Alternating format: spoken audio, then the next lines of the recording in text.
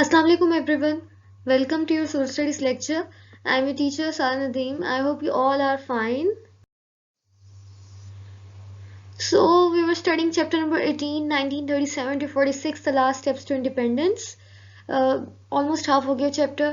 और जो topic आज हमने पढ़ना है वो independence for the subcontinent in 1947, and this topic is on at the end is starting at the end of page number 88, and then the remaining part of the topic is on page number 89.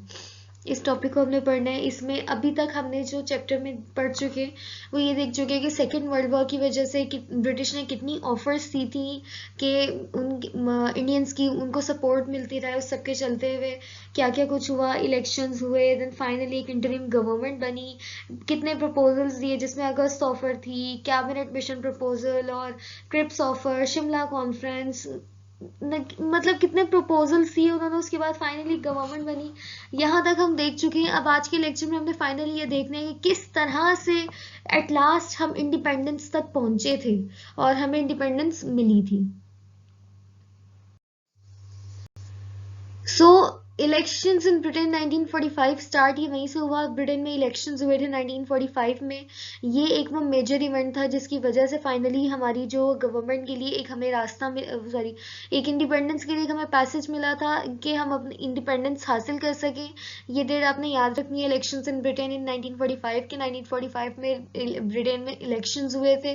फिर क्या हुआ था, पूरी जो उनकी government थी, पूरी labour government थी उनकी, वहाँ पे डेमोक्रेटिक पार्टीज हैं ये, तो खैर उनकी लेबर गवर्नमेंट थी पूरी, जो है न्यू आई थी गवर्नमेंट जिसके टोटली डिफरेंट आइडियाज थे। पहले थी कंजर्वेटिव वन जिसको हरा दिया गया था। जब इलेक्शन हुए तो न्यू गवर्नमेंट आई, उन लोगों के न्यू आइडियाज थे, न्यू थिंकिंग थी, न्यू पर्सपेक्टिव के साथ लेके चले थे ब्रिटेन को।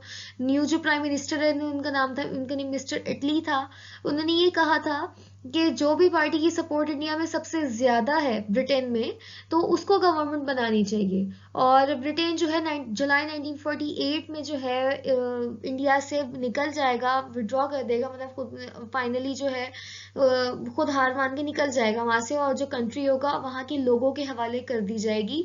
और जो लोग हम लोग, क्योंकि हम लोग तो आवाज ही इलेक्शंस के उसके लिए पार्टीशन के लिए उठा रहे थे ना, तो उन्होंने कह दिया था इलेक्शंस हुए, न्यू गवर्नमेंट आई, न्यू प्राइम मिनिस्टर आए, उन्होंने साफ साफ हमारे हक में बात की कि हाँ जो पार्टी की फेवर ज्यादा है इंडिया में उस पार्टी की गवर्नमेंट बननी चाहिए। इंडिया सॉरी ब्रिटेन जो है जुलाई 1948 में इंडिया से निकल जाएगा। मिस्टर जिना ने सेपरेट स्टेट की बात की हुई थी और ऑब्वियसली ब्रिटेन ने एग्री कर दिया था।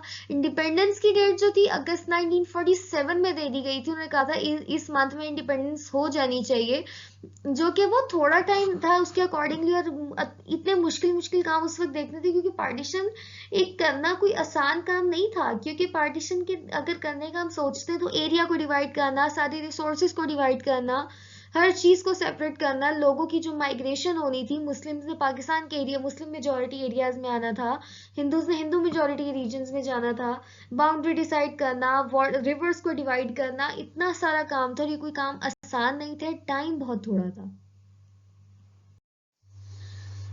उसके बाद इंडिपेंडेंस बिल जो था पास किया हुआ था लंदन की पार्लियामेंट में। इंडियन इंडिपेंडेंस बिल इसको कहा जाता है, लंदन की पार्लियामेंट में पास हुआ था, जिसमें ये कह दिया गया था कि टू इंडिपेंडेंट डोमिनियंस की बात पहले भी हो गई थी कि ऐसी गवर्नमेंट जिसकी अपनी सॉरी ऐसी जगह ऐसी कंट्री जिसकी अपनी पूरी अपनी गवर्नमेंट हो। कॉमनवेल्थ वेल्थ होता है, मतलब जो एक पैसे थे पूरे उनके कंट्री के, जो पैसे थे वो इकट्ठे कॉमन कॉमन थे, मतलब किस तरह से उसके अंडर जो है दो पार्टीशन, दो इंडिपेंडेंट जो थे डोमिनियंस, दो इंडिपेंडेंट बननी थी। तो उसके अकॉर्डिंगली ये वही उस सब के बारे में बात हो रही है। और जो पैसे वगैरह भी थे वो सब आगे लोगों में इक्वली डिवाइड होने थे, डिस्ट्रीब्यूट होने थे।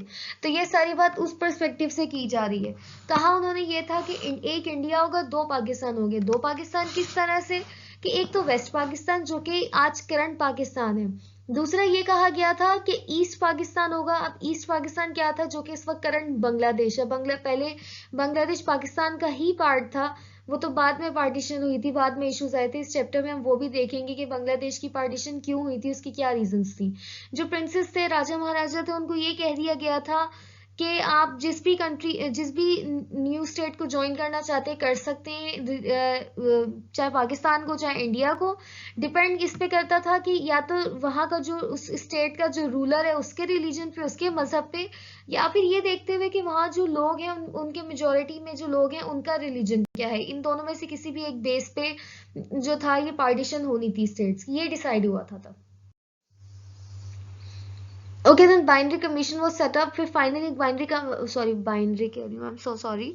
बाउंड्री कमीशन जो था एक बनना था, फाइनली डिसाइड हुआ था बाउंड्री कमीशन बनना था एक सीनियर ब्रिटिश जज के अंडर, जिनका नेम था सर सिरिल रेडक्लिफ। की नेम आपको पता होना चाहिए। बाउंड्री कमीशन किसके अंडर बना था? सर सिरिल रेडक्लिफ के अंडर बना था। Held by 2 Muslim and 2 Hindu जजेस, और साथ में जो थे 2 मुस्लिम जजेस को रखा गया था, 2 हिंदू जजेस को रखा गया था। तो इस तरह से एक पूरा बाउंड्री कमीशन बना था। क्या पर्पस था इसका? इन्होंने ये डिसाइड करना था कि बाउंड्रीज जो है न्यू स्टेट्स के बीच में कहाँ पे होनी चाहिए, किस रीजन में, मतलब जो कहाँ कहाँ पे बाउंड्रीज बननी चाहिए, पार्टीशन होनी चाहिए, एरियाज डिवाइड होने चाहिए जो रीजन थे। Migration at the time of independence, जब माइग्रेशन हुई थी, फाइनली हिजरत की थी लोगों ने, तो बड़े एक वो कहते थे ना, बहुत एक सिवियर सी कंडीशन थी। इतने वर्स्ट कंडीशंस थी, इतनी ज्यादा, इतने टेरिबल सीन्स देखने को मिले थे उस टाइम इंडिपेंडेंस के टाइम पे। कितने लोगों को मार दिया गया था, कितना जुल्म हुआ था कितने लोगों के साथ। खैर 6 मिलियन इंडियन, 6 मिलियन इंडियन और सिख हिंदू बेसिकली, और सिख रेफ्यूजीज जो थे वो पाकिस्तान से इंडिया गए थे, और 8 मिलियन जो मुस्लिम्स थे वो पाकिस्तान आए थे वापस। सबसे पहले रेफ्यूजी किसे कहते हैं? Refugee is a person who flees to a foreign country to escape danger. मुहाजिर को सिंपली कहते हैं कि वो एक दूसरी कंट्री जाता है सिर्फ बचने के लिए, अपनी जान बचाने के लिए, दैट इज अ रेफ्यूजी। दूसरा यहाँ पे एक वर्ड आया है फोर्स टू फ्ली। फ्ली का क्या मीनिंग होता है? To hurry toward a place of security, कि एक जो सेफ सिक्योर जगह है उसकी तरफ फौरन जाना, भागना उस तरफ, तो उसको फ्ली कहते हैं। तो 8 मिलियन मुस्लिम्स जो थे पाकिस्तान आए थे, 6 मिलियन जो थे हिंदूज और सिख जो थे वो इंडिया गए थे। पाकिस्तान पहले ही छोटा था, फिर हमारे पास इतने ज्यादा मुस्लिम्स आए थे, उसके लिए अच्छी खासी प्रॉब्लम्स हुई थी उस टाइम पे। खैर वो बाद में हम लोग नेक्स्ट टॉपिक में इंशाल्लाह पढ़ेंगे ये। एट्रोसिटी किसे कहते हैं? एट्रोसिटी कहते हैं एक्सट्रीमली क्रूअल और ब्रूटल, जुल्म, बर्बरियत, मतलब इंतहा का जो जुल्म होता है उस टाइम पे हुआ था दोनों साइड से। ना मुस्लिम्स कम थे, ना हिंदूज कम थे, ना सिख, हर तरफ से ये ब्रुटैलिटी तो दोनों ही साइड से देखने को मिली थी बहुत ज्यादा। Trains carrying refugees were derailed and the people massacred. Massacred किसे कहते हैं? The act of killing helpless people. कत्ले आम को यूजली कहते हैं कि लोगों का कत्ल कर देना, बस विदाउट एनी पर्पस आप बस मारे जा रहे हो लोगों को। तो मैसेकर्ड बहुत एक सिवियर लेवल पे उस टाइम हुआ था। जो ट्रेन्स थी उनको पटरी से उतार दिया गया था, जो रेफ्यूजीज को लेके जा रही थी, और लोगों को इतना मारा गया था, बड़ा जुल्म हुआ था उस टाइम पे लोगों के साथ। Okay, so there is an info box on page number 89. It is said that migration of the people from India to Pakistan and vice versa in 1947 was the largest single movement of people between two countries. दो countries के दरमियान जो एक movement हुई थी, एक सबसे बड़ी हिस्ट्री की जो मूवमेंट माइग्रेशन है वो कंसीडर की जाती है। ये जो लोग इंडिया से पाकिस्तान आए थे, या पाकिस्तान वाइस वर्सा का मतलब होता है उसी का ऑपोजिट, जैसे इंडिया से पाकिस्तान तो उसका उलट पाकिस्तान से इंडिया। तो वो माइग्रेशन जितने लार्ज है वो 1947 में हुई थी, और ये largest single movement of people थी दो कंट्रीज के दरमियान।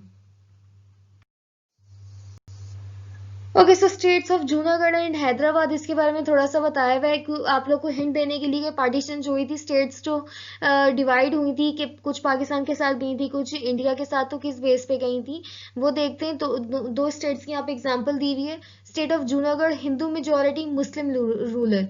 अब यही डिसाइड हुआ था ना कि या तो रूलर की बेस पे, रूलर के रिलीजन की बेस पे स्टेट डिवाइड होगी, या तो फिर वहां जो मेजोरिटी लोग हैं, वहां जो पब्लिक है मेजोरिटी की, उनके रिलीजन की बेस पे। जूनागढ़ की स्टेट में रूलर जो था मुस्लिम था, और जो मेजोरिटी पीपल थे वो हिंदू थे। तो उन्होंने ये डिसाइड किया था कि वो पाकिस्तान को ज्वाइन करेंगे, लेकिन इंडियन जो ट्रूप्स थे उन्होंने कब्जा कर, सीज होता है टू टेक कंट्रोल, कब्जा कर लेना, कंट्रोल कर लेना, बिल्कुल इंडियन ट्रूप्स ने कब्जा कर लिया था स्टेट ऑफ जूनागढ़ पे। और इंडिया में ही इस वक्त जूनागढ़ की जो स्टेट है वो इंडिया में ही है।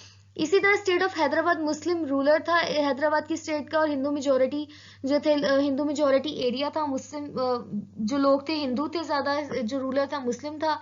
ये लोग चाहते थे कि इंडिपेंडेंट ही रहे इनकी स्टेट, लेकिन 1948 में इंडियन फोर्सेस ने इस पे भी कब्जा कर लिया था। तो फिर उस पे कर कुछ हैदराबाद का एरिया पाकिस्तान में भी है, कुछ हैदराबाद इंडिया में भी है, ये भी कुछ थोड़ी बहुत इस पे फिर अच्छी खासी मार कुटाई हुई थी, कुछ वॉर हुई थी हल्की फुल्की, उसकी बेस पे फिर कुछ जो था एरिया इंडिया के पास गया था, कुछ हमारे पास आया था हैदराबाद का area. Okay, so finally the state of Jammu and Kashmir, वो स्टेट जिसपे आज तक भी मसला चल रहा है। बड़ा एक अजीब सा मसला था state of Jammu and Kashmir का, कि जम्मू एंड कश्मीर का केस ये था कि हिंदू रूलर था, जबकि मेजोरिटी ऑफ जो पॉपुलेशन थी वो मुस्लिम थी। Deciding against the advice of Hindu of his Hindu prime minister joint India. इन्होंने क्या किया, हिंदू रूलर था, लोग मुसलमान थे, लोग चाहते थे पाकिस्तान के साथ जाना क्योंकि majority most of the people जो थे वो मुस्लिम थे, लेकिन जो रूलर था वो खुद हिंदू था, तो वो चाहता था कि इंडिया को ही ज्वाइन करे, जबकि उस वक्त के जो प्राइम मिनिस्टर थे इंडिया के जो बन रहे थे, जो मुझे नेम नहीं याद आ रहा है इस वक्त, उनके Jawaharlal Nehru I think prime minister थे, यस उनके इंडिया के। उन्होंने भी कहा था कि आप लोगों को पाकिस्तान के साथ ही जाना चाहिए क्योंकि मेजोरिटी जो है सारे मुस्लिम्स थे, लेकिन हिंदू रूलर ने अपनी चलाई थी और उसने डिसाइड किया था जाने का कहाँ पे, इंडिया के साथ। पाकिस्तान ने ऑब्वियसली इस पे ऑब्जेक्शन उठाया क्योंकि बिल्कुल नाइंसाफी थी, फिर वॉर जंग हुई थी, और ये पहली वॉर थी जब तब हुई थी 1948 में, 48 में हुई थी, इंडिया जम्मू एंड कश्मीर के इशू पे इंडिया और पाकिस्तान के दरमियान। फिर क्या हुआ था, यूनाइटेड नेशंस ने इंटरवीन किया था, intervene means to come in between, मुदाखलत करना, बीच में आना, और फिर ये कहा गया था एक प्लेबिसाइड हेल्ड कराया जाएगा। प्लेबिसाइड किसे कहते हैं, a vote by which the people of an entire country और डिस्ट्रिक्ट एक्सप्रेसेस ओपिनियन फॉर और against a proposal specially on a choice of government और रूलर। कि सिंपली ये मतलब होता है कि ऐसी वोटिंग कराना लोगों से, ये पूरी कंट्री के पूरे एरिया के लोगों से, और जिसमें ये डिसाइड किया जाता है कि जो भी इनको क्वेश्चन या प्रपोजल दे दिया जाता है उसके हक में कि उसके अगेंस्ट है, और वो यूजुअली गवर्नमेंट या किसी रूलर से रिलेटेड होता है। वहां पे भी प्लेबिसाइड हेल्ड कराया गया था, उन्होंने ये कहा था कि उन लोगों से पूछते हैं कि वो लोग क्या चाहते हैं, किस कंट्री के साथ जाना चाहते हैं।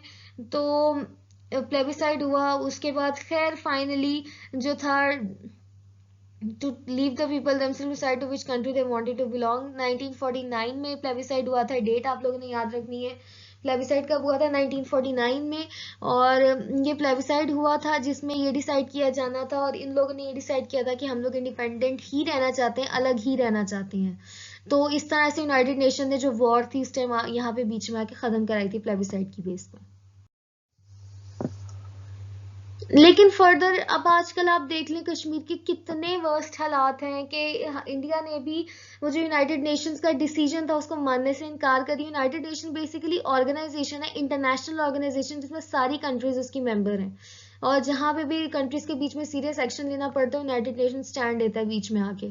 तो लेकिन खैर यूनाइटेड नेशन का जो डिसीजन था उसको रिफ्यूज करते हुए एक तरह से, जिसके बड़े सिवियर रिजल्ट्स भी उनको देखने को मिल सकते हैं, लेकिन कोई फायदा नहीं। आज देख लें क्या फर्दर सिचुएशन, और इवन उस टाइम पे भी 2 वॉर्स तो हो ही चुकी थी। एक 1965 की जंग जो 1965 की यौम दिफा के नेम से भी हम लोग वो दिन मनाते हैं, वो जो जंग हुई थी जो पाकिस्तान जीता था। 97 की जंग भी एक वॉर हुई थी, वो भी कश्मीर इशू पे इंडिया पाकिस्तान के दरमियान हुई थी। तो 2 और वॉर्स हो चुकी हैं इन कंट्रीज के दरमियान, लेकिन फिर भी प्रॉब्लम्स वहीं के वहीं हैं। पाकिस्तान अब एक इंडिपेंडेंट स्टेट बन गया था 1947 में, लेकिन बहुत ही ज्यादा डिसएडवांटेज, बहुत ही ज्यादा प्रॉब्लम्स थे, बहुत ही ज्यादा नुकसान हमें देखने को मिल रहे थे। वो क्या थे, वो क्या प्रॉब्लम्स थी पाकिस्तान की, इंशाल्लाह नेक्स्ट लेक्चर में हम देखेंगे। So there is an image on page number 8, on the top of page number 89, कि ये बेसिकली ये पिक्चर में ये रिप्रेजेंट किया हुआ है कि माइग्रेशन की कंडीशन को दिखाया हुआ है। जब माइग्रेशन हुई थी तो पाकिस्तान में 1947 में, तो माइग्रेशन का एक व्यू प्रेजेंट किया हुआ है। Depict means to show, mural कहते हैं एक ऐसे पिक्चर को या पेंटिंग को या कोई भी आर्ट को जो दीवार पे की जाती है, वॉल पे या सीलिंग्स पे की जाती है। तो इस तरह की ये एक पिक्चर है जो कि उस पर म्यूरल है बेसिकली, और इसमें ये दिखाया हुआ है कि माइग्रेशन का हुई थी, क्या सिचुएशन थी। कुछ लोग सामान लेकर आए थे, जहाँ जिसको जगह मिल रही थी वो आ रहा था, जा रहा था, और पाकिस्तान बड़ी मुश्किल से पहुंचे थे लोग, अपना जो जो सामान हाथ में उठा सकते थे, लेकर आ सकते थे, वो साथ साथ लेके। And there is an other image on page number 89, at the end of page number 89, इसमें कश्मीर का दिखाया हुआ है कि कितने हमने क्या कहते हैं, हमने कितनी रैलियां निकाली लेकिन कोई फायदा नहीं हुआ। To this state Kashmir remains a disputed territory. Disputed कहते हैं जिसमें कोई झगड़ा और लड़ाई हो, टेरिटरी मीन्स इलाका, वो जगह।